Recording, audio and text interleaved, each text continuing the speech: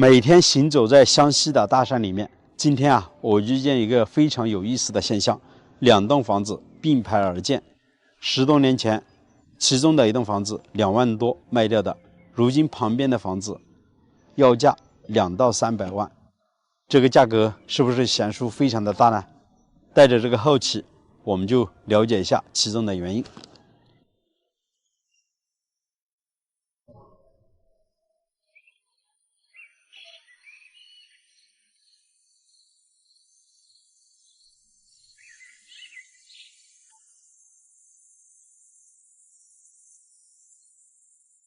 大家好，我是石头。接着上一期的视频，我们在保定县城的周边碰到了一个老大爷，他们家的这块位置挺好的，我就沿着小路走进来，和他聊了聊，看了一下他们家的房子。他说啊可以卖，但是价格呢200-300万。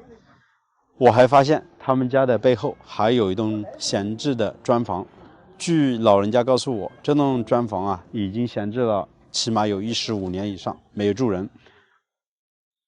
门前呢是没有路可以通得过去的，待会儿只能用航拍的镜头给大家看一下那栋房子。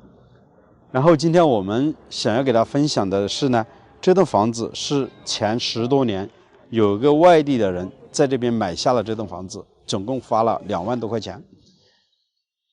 我是走在这里的对面，也就是马路那边，看到了这2栋房子，所以呢我找路进来。我觉得那栋房子地理环境啊也挺不错的，房子呢是建在一个小平台之上，然后呢背靠着大山，面朝着门前的这条小河。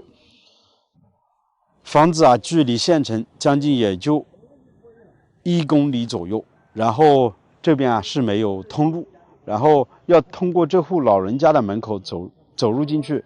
但是这个老人家说了，因为他们家是一个全私密性非常好的一处地方，他就不想让外人来回的进出到他们家的院子，所以呢我们看的这栋砖房是没有路可以走得进去的。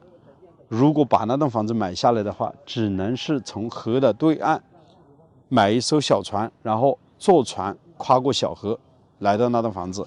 当然这条河啊，我们通过镜头也可以看到没多宽，将近最宽的位置也只20多米，最窄的位置呢也就15-16米。据村里面的老乡说啊，这条河的河水啊不深，将近也就10多米，但是这条河呢基本上常年不干，到冬天的时候啊，也就是这个季节水还是挺深的，绿油油的。整个河水呢也是比较干净，然后连接着湘西著名的幽水河。这栋房子啊，我们可以整体看一下，是砖结构的，和之前我们看过其他房子差不多，也是3开间的砖房，中间是堂屋，两边呢是卧室，上面盖的是本地的这个青瓦。房子年久失修，没人居住，门前呢是长满了杂草，然后屋顶上的瓦片还是有点坏的。当然我们再沿着房子往背后看，就是靠着大山，有条小路可以走得下来。平时啊进出这户主人家呢，就是靠着这条土路，然后翻过山头才能够来到房子这边，挺不容易的。那据上一期那个老人家告诉我们说，这栋房子以前他买了是2万多，那现在如果想卖出去的话，价格将近是5万多左右。但是很遗憾，今天我们过来是找不到这户主人家，他因为是在外地新建了房子。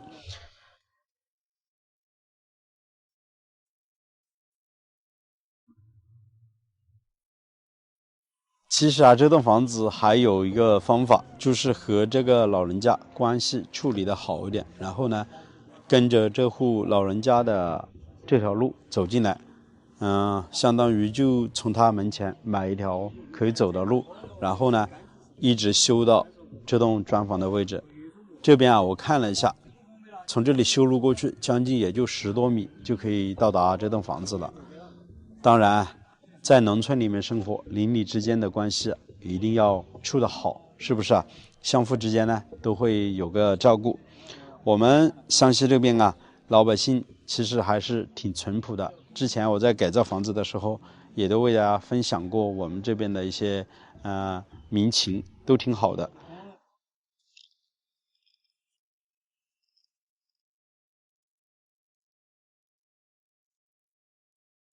上一期的视频啊，老大爷告诉我们说，他们家的这栋房子是可以卖掉的，但是它的价格呢，要200到300万左右，加上这10多亩的地。然后旁边的那栋房子呢，10多年前是2万多卖掉的。现在我就想沿着这条小路走过去，看能不能走到房子的跟前，给大家看一下究竟是什么样的房子。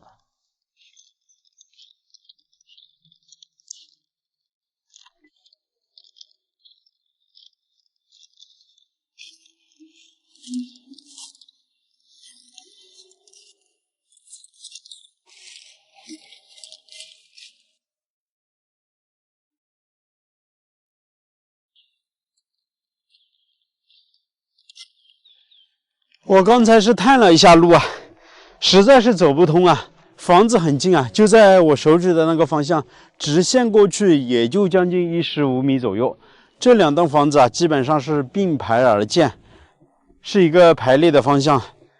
中间呢就隔着这样的一个小沟，这边呢都已经长满了灌木丛了。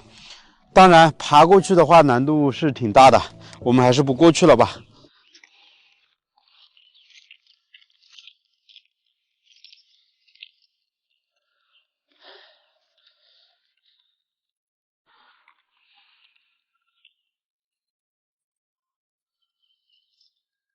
刚才我们在航拍的时候就发现啊，这栋房子原来是有路的，就是从那山顶上有条小路一直走下来，可以走到房子里面。但是啊，挺陡的。这边因为两家的关系原因，这边是没有路，所以呢看着很近，走不过去啊。出门的话，如果不想坐船，只能走那条路。然后房子呢就在竹林的那块位置。其实最简单的啊，就从这边买一艘小船，然后呢划到对面就可以了。你看，将近也就1-20米左右，这条小河很方便的。那边过去呢，可以步行走到街上，将近也就700-800米左右。